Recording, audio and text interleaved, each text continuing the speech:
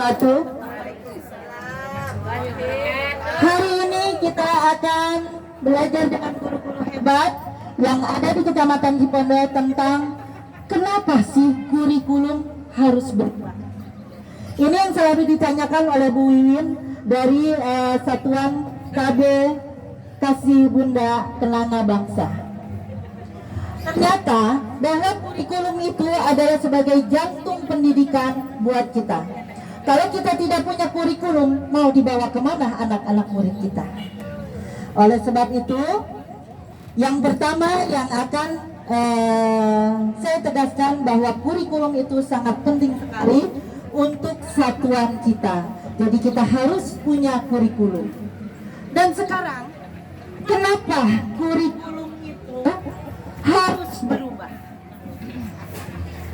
Ternyata dengan kurikulum yang harus berubah itu adalah agar supaya kita mengikuti dari zaman ke zaman.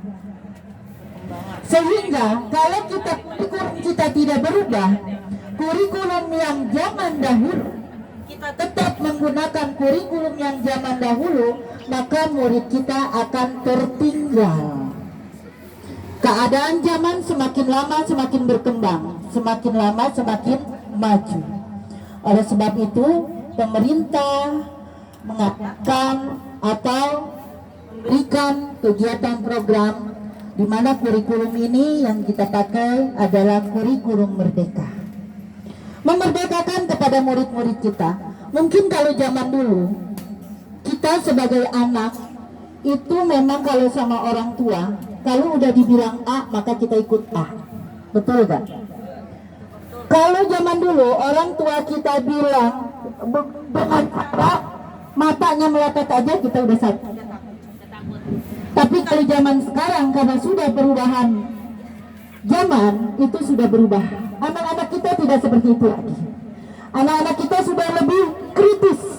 Anak-anak kita itu sudah lebih berpikir, bernalar kritis, sehingga kurikulum kita harus berubah.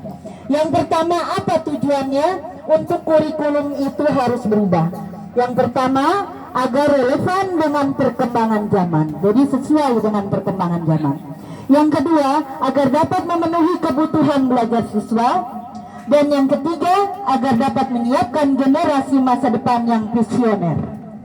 Sedangkan yang keempat, kurikulum yang baik adalah kurikulum yang sesuai zamannya. Dan yang kelima, kurikulum itu dinamis, bukan statis. Tujuannya apa? Yaitu tujuan yang pertama, agar mendapatkan pembelajaran yang bermakna. Yang kedua, untuk menyesuaikan dengan kebutuhan peserta didik dan juga perkembangan zaman. Sedangkan yang ketiga, memenuhi kebutuhan belajar siswa. Dan yang keempat, kurikulum terus berkembang atau diadaptasi sesuai konteks dan kebutuhan peserta didik untuk membangun kompetensi sesuai masa kini dan masa yang akan datang.